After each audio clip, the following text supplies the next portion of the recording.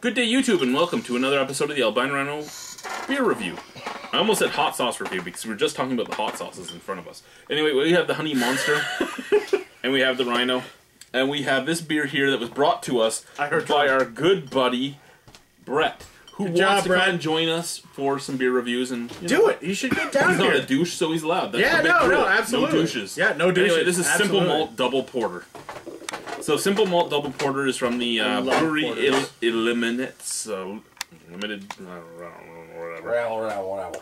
It says that it should be served in a square glass, like just a regular beer glass.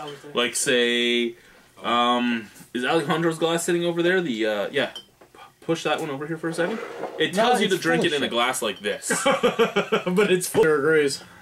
28 IBU, served between 10 and 12. It's a degestant, not a celebration or a refreshing drink, apparently.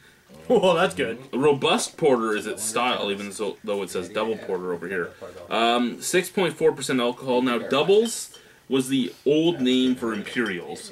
So, a double porter should be an imperial porter, but at 6.4% alcohol, I wouldn't think it is. I've never seen an imperial porter before. That's interesting. I think they changed it. Oh, a screw cap. How about that? So, Simple Malt, I was really excited when he brought this to us because Simple Malt has such a history behind it, so much hype. Everybody talks about it in the beer world. So, I was really, really excited. Not dark at all.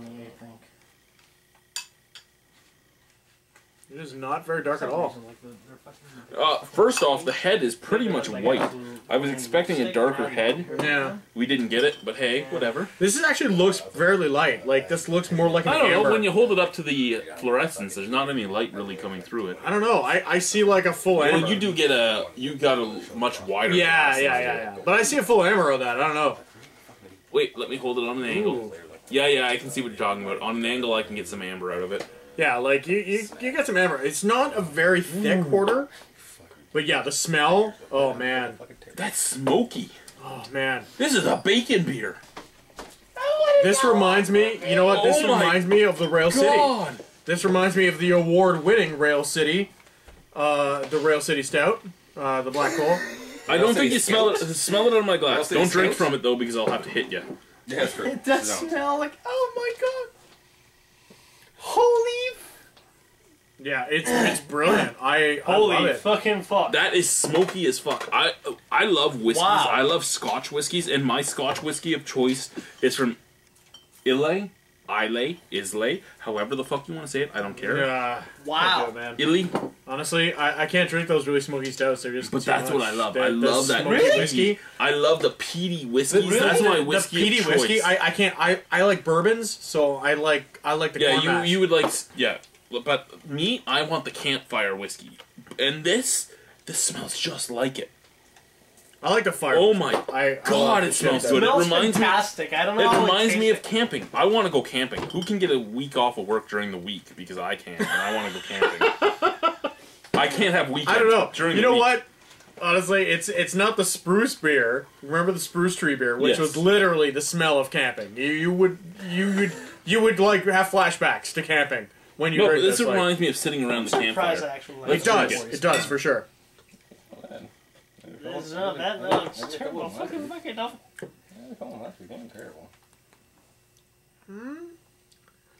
You know what? It's different and. Not as good as it's different though. It's not the same thing as most porters. You don't get the caramel. No. You don't get the coffee. No. You don't get really chocolate. But you're getting a lot of malt. You're getting smokiness. Yes, you're definitely getting a smoky flavor, and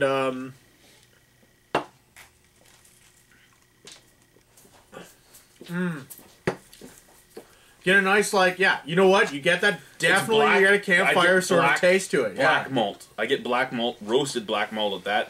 Because it almost has the coffee bitterness on the background, not fully, but almost.